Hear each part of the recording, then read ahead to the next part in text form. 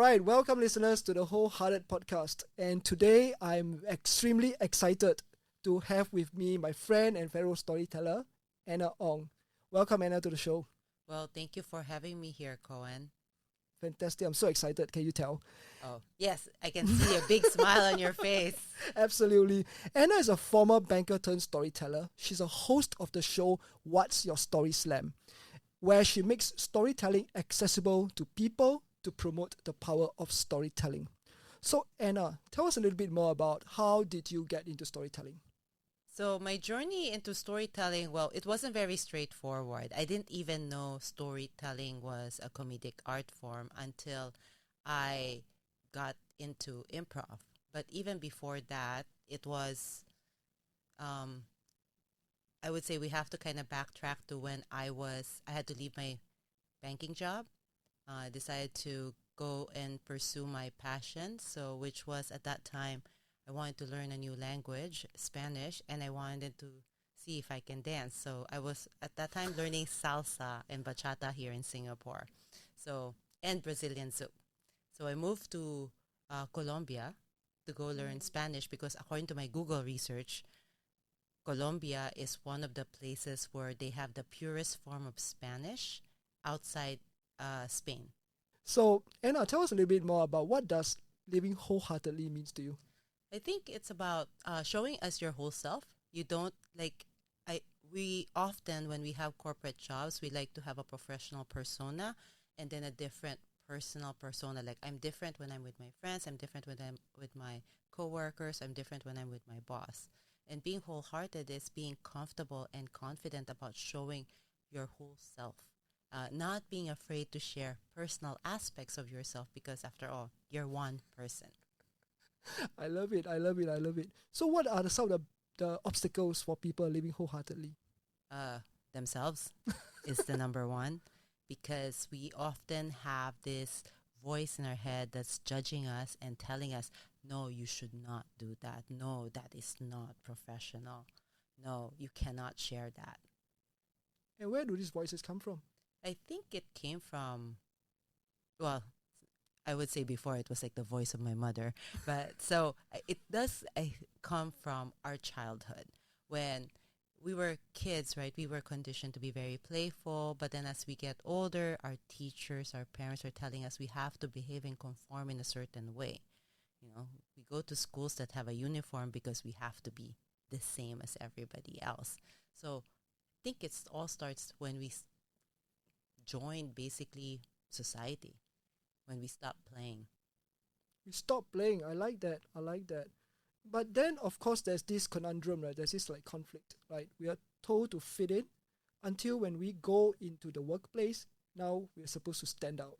So, how is this supposed to work? We're supposed to fit in or we're supposed to stand out? How can we do that at the same time? I think it's like I would invite you to look at it this way. We're supposed to fit in to the company culture, but then stand out uh, amongst our peers to show that we are leadership material. If you want to get that promotion, you have to stand out because how your bosses rank you is often through a grade. They have to compare you. I think it's through a curve. They Yeah, often have to be forced to rank yeah, yeah.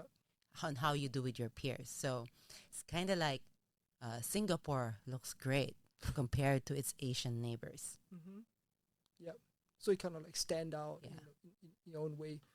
You talked about you need to stand out in order to be in leadership.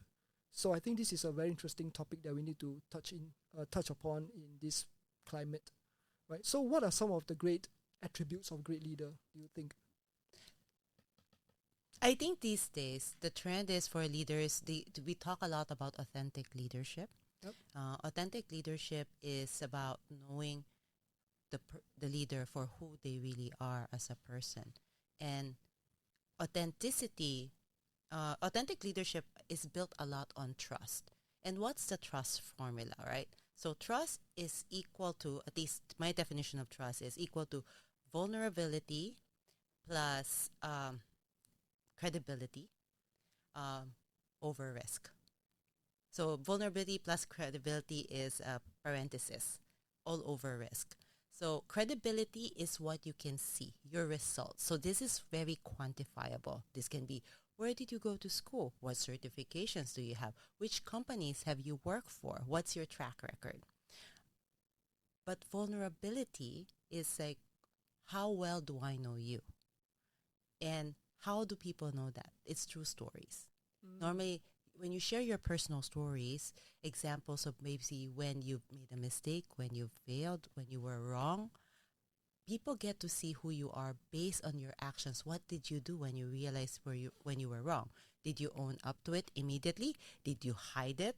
Or did you hide it and try to fix it? And then when you realize you can't fix it, then you admitted it? You can tell a person's character based on just their action when they make like such things like as a mistake. And with the trust formula, the higher the risk, the higher the vulnerability is involved. And therefore, the higher the trust people have in you. Yes, the higher people. In order for people to trust you, they have to really, really know you, that you won't let them down. So now we also need to talk a little bit about the bottom half of that equation, right, which is risk. Yeah. Yeah. How do people go about assessing risk? Because I think sometimes, right, we don't really have a very, very good way of assessing our risk. Sometimes we tend to amplify the risk to be riskier than it really is, or sometimes we tend to just throw caution to the wind, go big or go home, and therefore we actually make mistakes and blunders. It varies per person.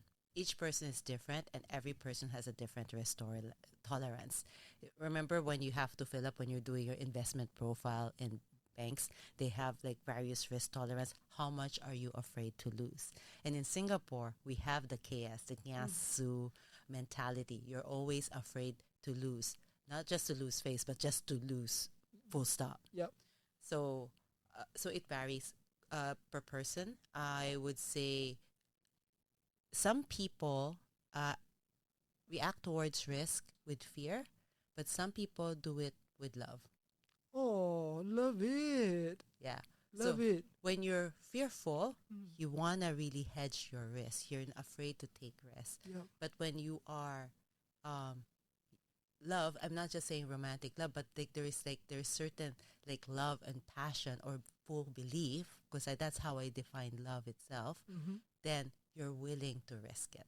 Yeah, it sounds like a love not just for yourself, but also so for popular. others or for the world. Like, so for example, in my story, why I decided to quit banking and never go back to banking and pursue a career in storytelling, which, to be honest, there's not a lot of people to follow on that track, to risk it all to do that is because I love the power of stories. I love seeing the magic. I love seeing how it can change people's perspective.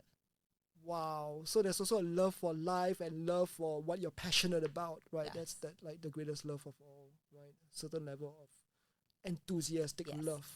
Wow. Wow. I love it. I love it. That's a great soundbite over there.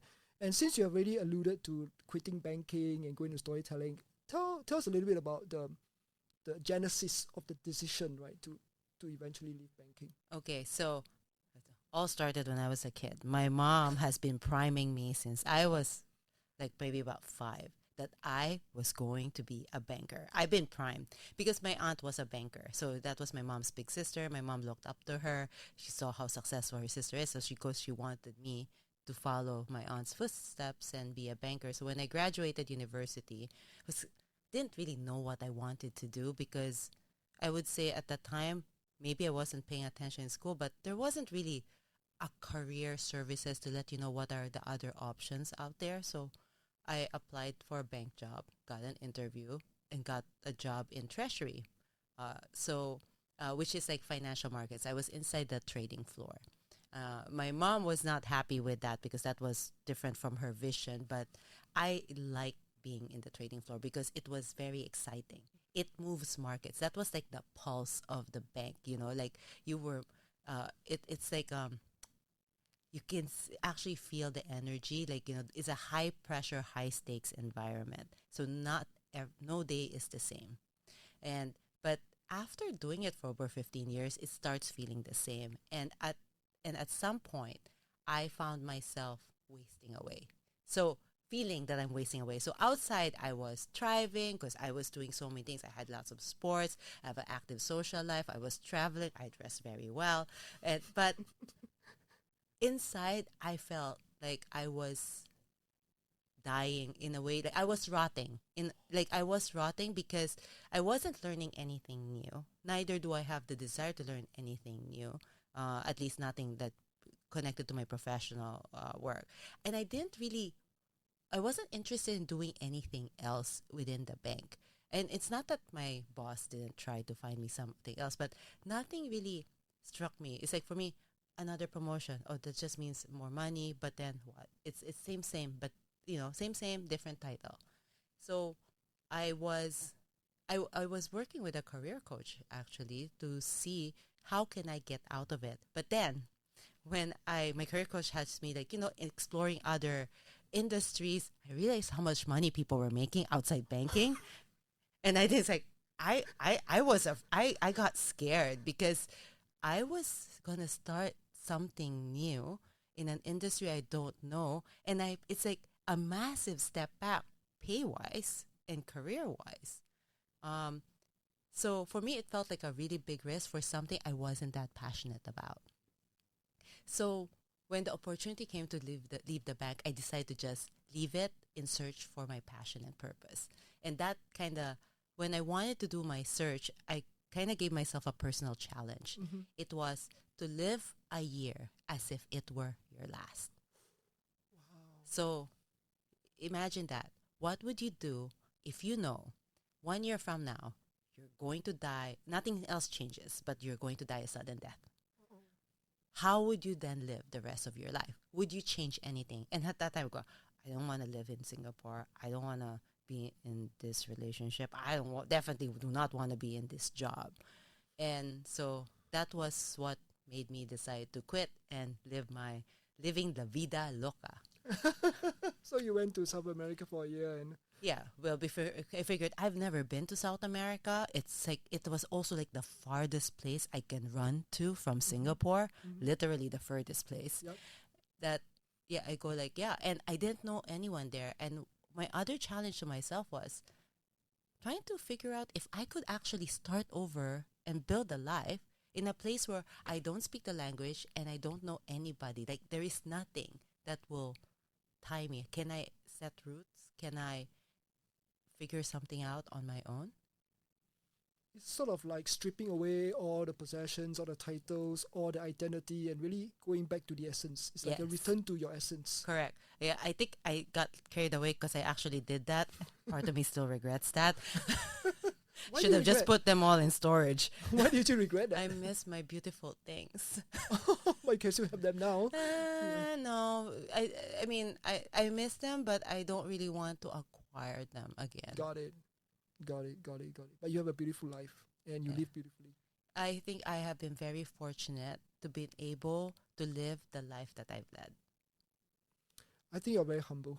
Oh. I think the life that you're living right now, I think you made a lot of decisions along the way. Some macro, some micro, but they all led you to where you are today.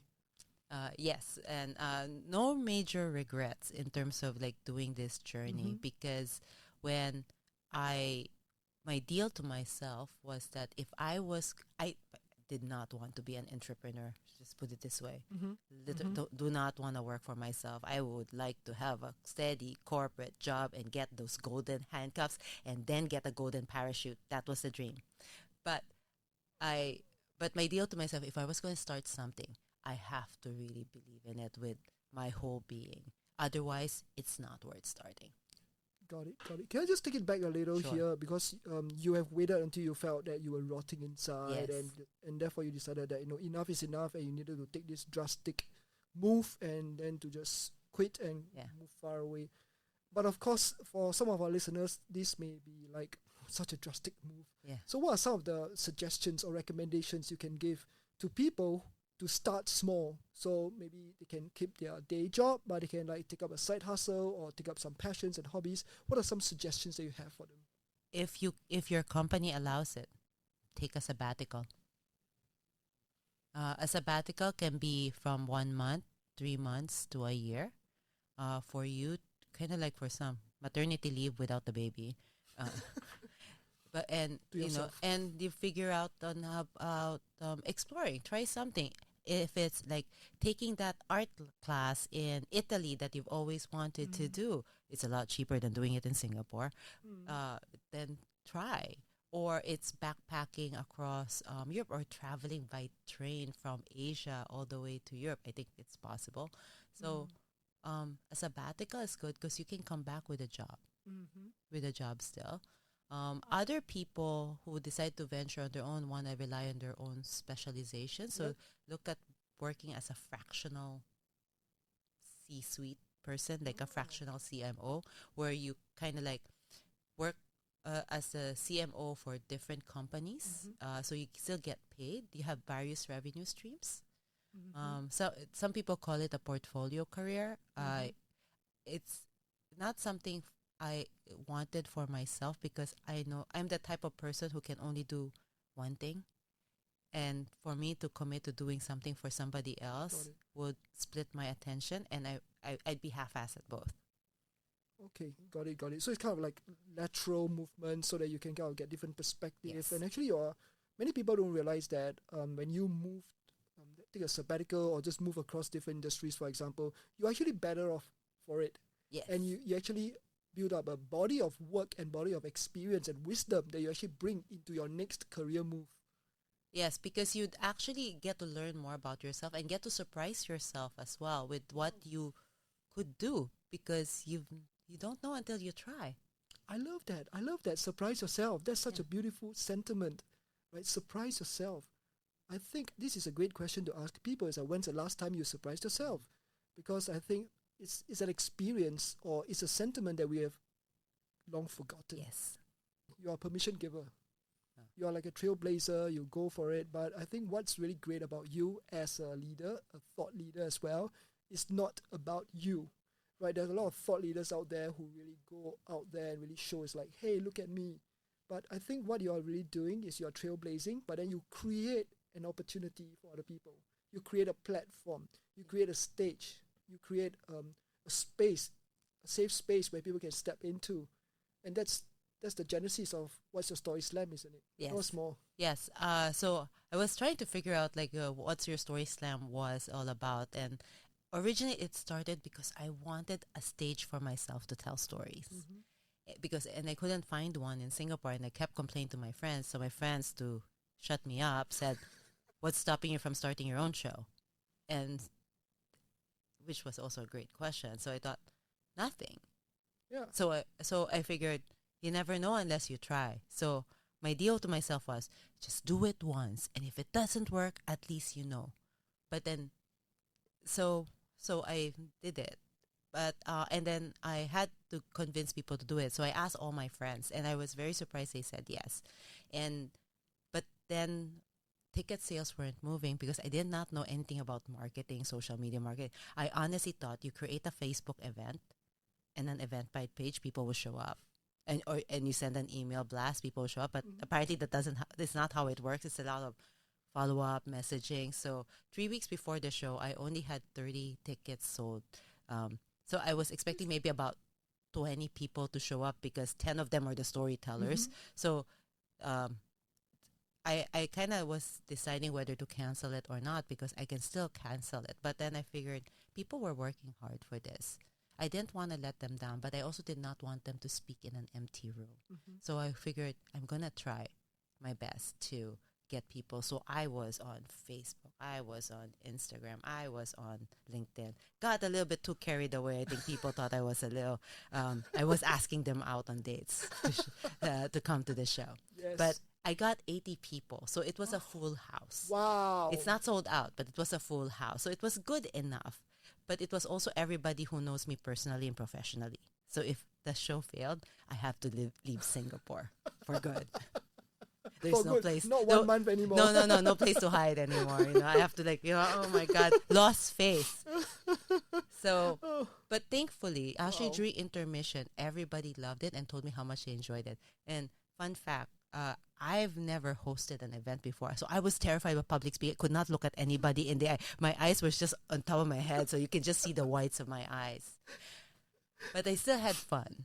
And so before the night end, I thanked everyone and just announced that I'm doing it again in 2 months. Yeah, you just spontaneously decided to Yeah, say, hey, I'm going to do it another I'm one. just gonna do it again. I mean, were you like an out of body experience? It's like, wait a minute. It's like you're trying to catch your mouth.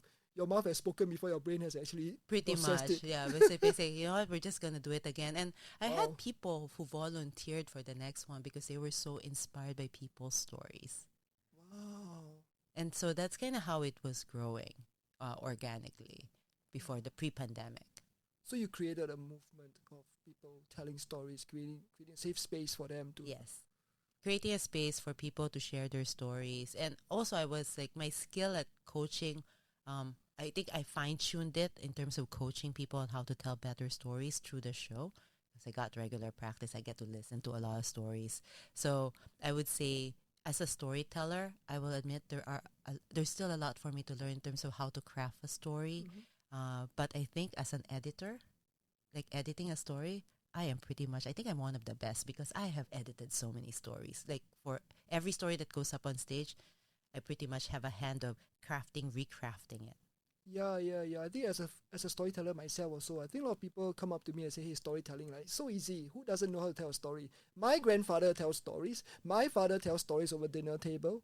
But I think in order to tell a great story, it takes a lot of crafting. I think the word you Yes, mentioned is crafting, it's a right? It's craft. like it's a lot of like how do you remove away the unnecessary information that actually bores people, puts them to sleep, and how do you leave those important information to just give people like a taste of the story, to sort of bring people into the scene of the Yes. story so they can see themselves in the story.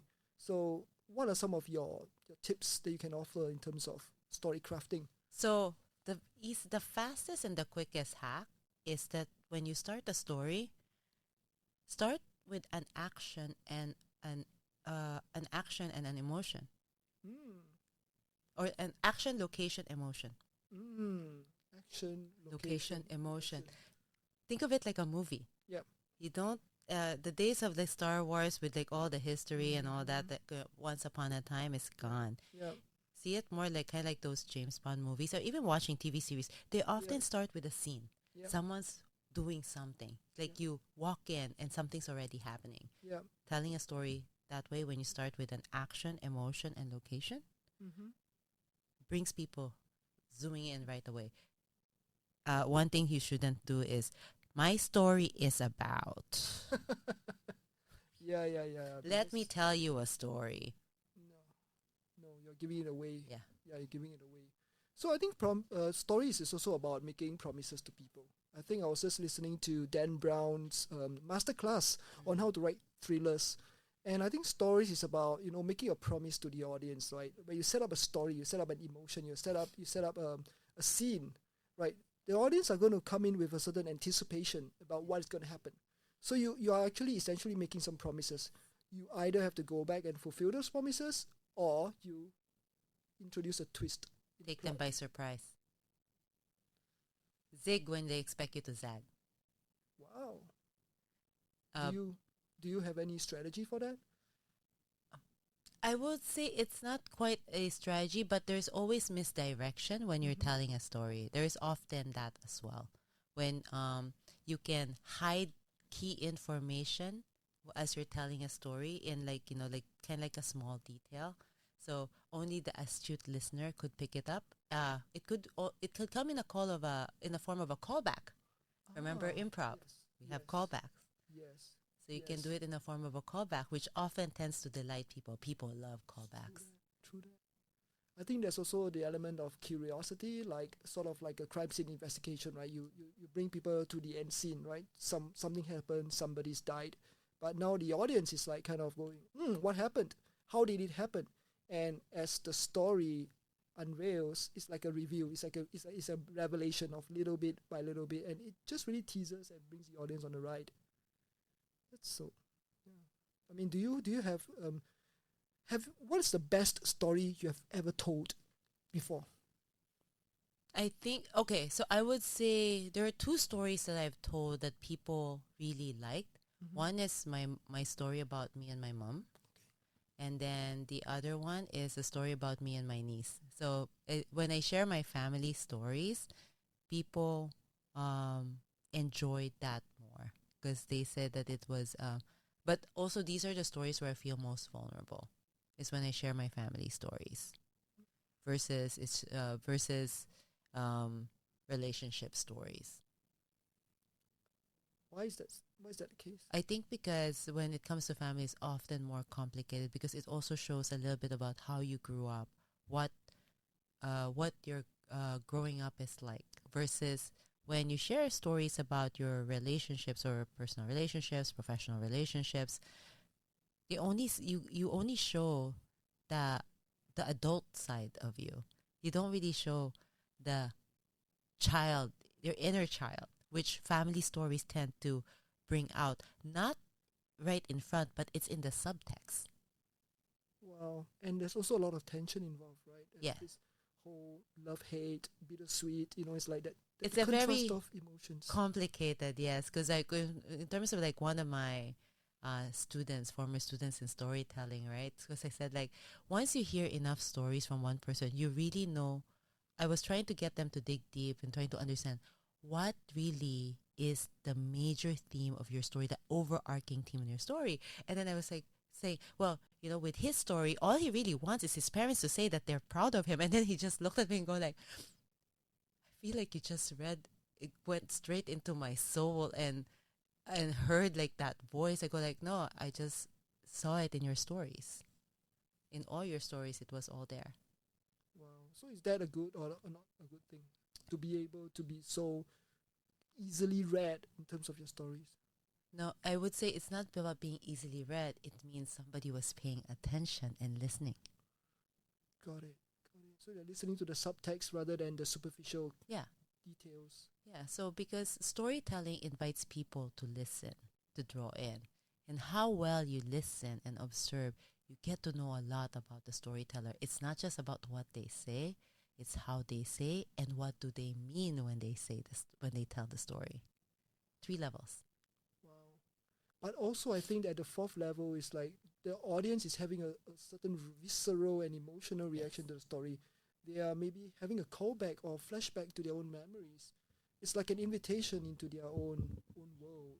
It's an invitation into reflection. Yeah, you definitely got that because when you're listening to someone's stories, it's like you're in their mind. It's like playing a movie in their mind, but especially when you can relate to it because it replays for you your own scenes and your own flashbacks. Wow. So it's such a dynamic thing, right? It's like it's not a passive thing where there is a speaker and an audience. It's like the speaker speaks and the audience receives. It's actually a very dynamic thing. As I'm listening to a story, as I'm interacting with not just a storyteller, but also the interfacing with the story I'm receiving, I'm also having an inner experience of a flashback or of a moral dilemma, for example, in my own heart. Yes. So when you tell a story live, especially if it's on stage, it's an emotional journey between you and your listener, and it's an exchange of energy. I love that. So beautiful. Live performances, the magic of live performances is that there is an exchange, especially in What's Your Story Slam. I often give the audience permission to react.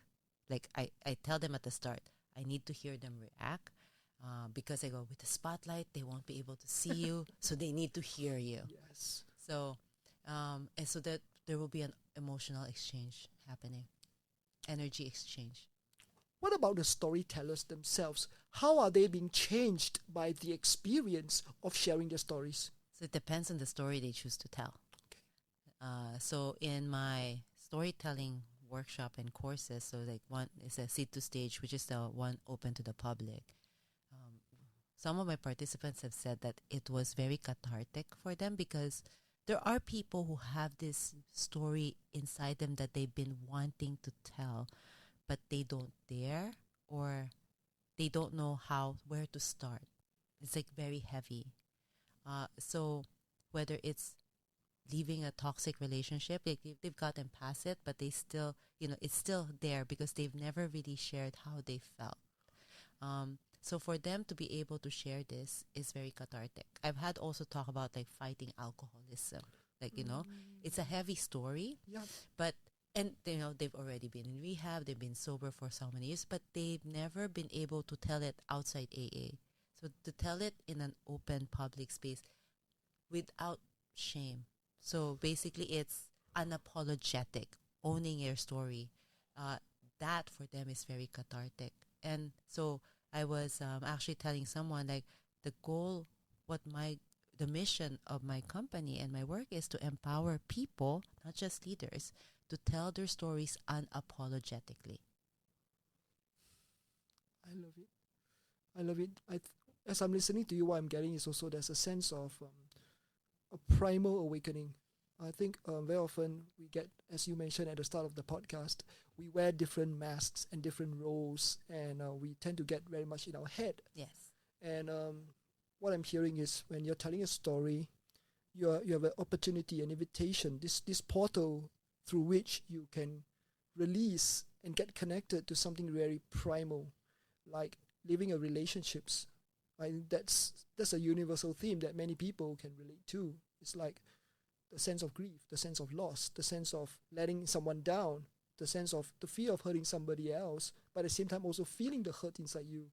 There's just like so much. As I'm listening to you share, that's what comes up for me. That it's a very primal experience. Yeah, and also like it's not just that, but it's also about like when you finally found your voice or when you finally found yourself.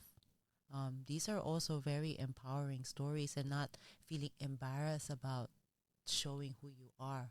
Or for some people, when they finally come out. So I mean, this is a very, they need to be the one to tell that story. It can't be like a friend said, oh, so-and-so came out. That loses value. Yeah. They actually have to go through that process and tell people themselves their choice.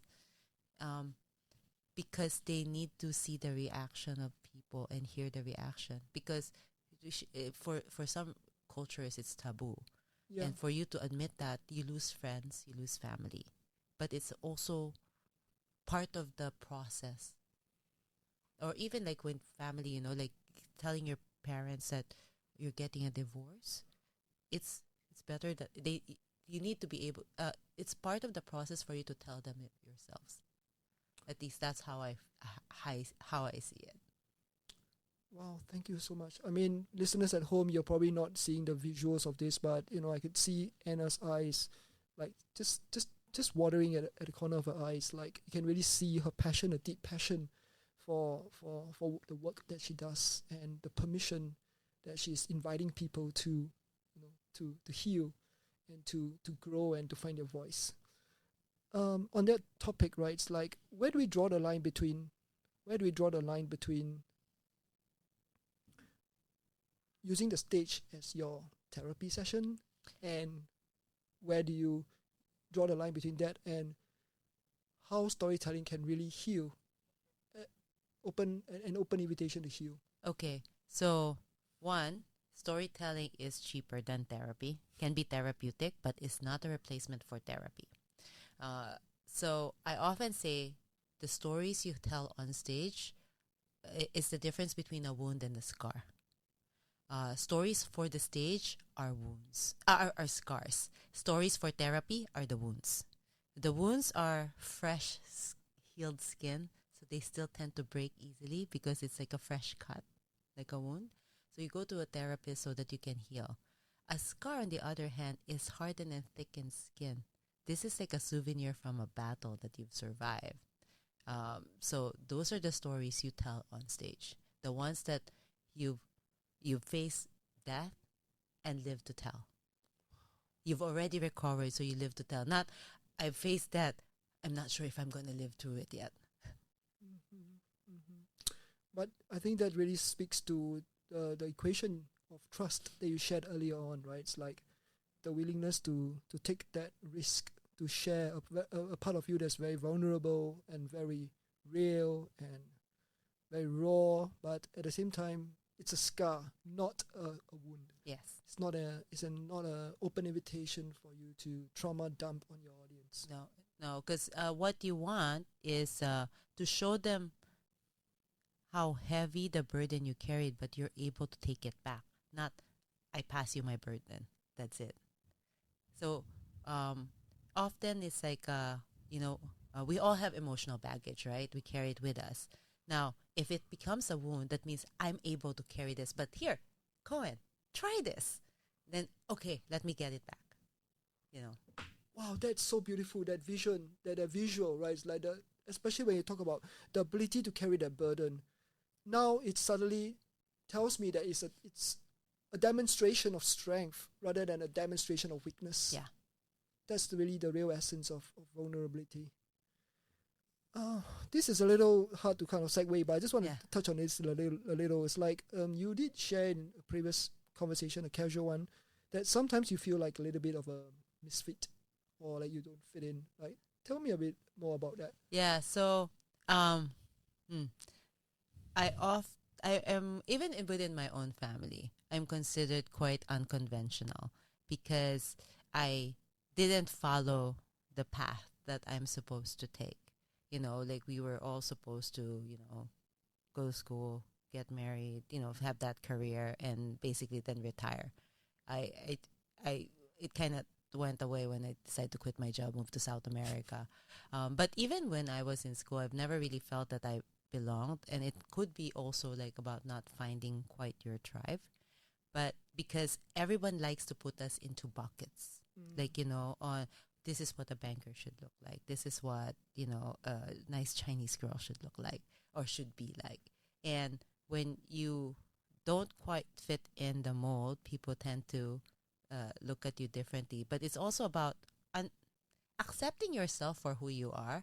And I realized with myself, I actually don't like being in the mold or conforming. I'm not the type of person who has just one core group of friends that I've known all my life and I don't have room for other friends. I have a big group of friends and I flip between different crowds because all of them represent different aspects of myself. And what I like about it is because it becomes a very big and inclusive space. Instead of limiting myself to one, maybe it is not like very as deep, but I would say friendship is very fluid. Relationships are very fluid. People come and go, and we need to learn to accept that people come.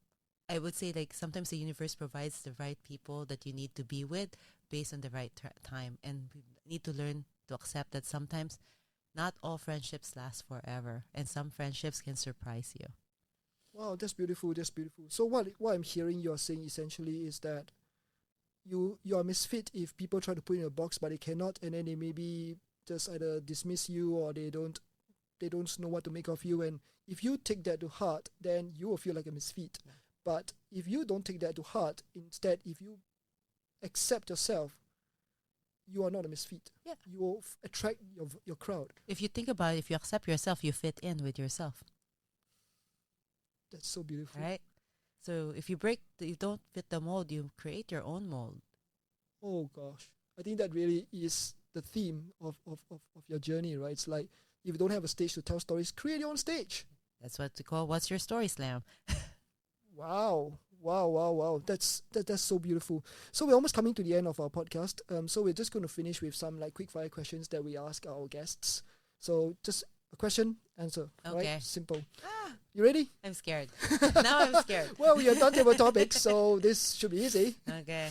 Yep. So the first question is this: what's the most powerful question you have ever been asked before? So if you know you only had 1 year left to live, would you change anything on how you're living your life now? Why or why not? That's the most powerful question. Oh my God, I know this is supposed to be quick fire round, but I am taking some time to process that question myself. It hits me hard. Wow. Who is a mentor or supporter who has made the biggest difference in your life? I would say my mom. Even though we have a very complicated relationship, she surprised me in the end by supporting my decision. That's beautiful. What's one of the most courageous things you've done in your life that's made the biggest difference? I know you have shared some, but the biggest difference. I think for me, it's like when I decided to just go for it in terms of, I think I woke up in the middle of the night during my soul searching when I decided I do not want to work for anybody else. I decided, like, you know what? I'm just going to make this one work. I don't want to work for anyone else. Thank you, Anna. Thank you so much. I really admire your chutzpah that you bring to the table, and may you continue to light up more lives, create more stages for people to really show the best of themselves, because you're such a powerful permission giver, and I think you continue to inspire a lot more people. Oh, thank you, Coen, for having me. Where can our listeners find out more about you? Well, they can either look for me on LinkedIn, because that is where I am most active. Uh, Anna-Ong, I think, on LinkedIn, or through my website, www.anna-ong.com. Thank you. And we'll just post more about Anna in the show notes. Thank you once again, Anna. I'm a big fan of yours. I'm always so uplifted whenever I talk to you. Oh. I feel like it was a gift that was given just Oh. talking to you today. Well, thank you for having me, really. And I always enjoy your company too, Coen. Thank you.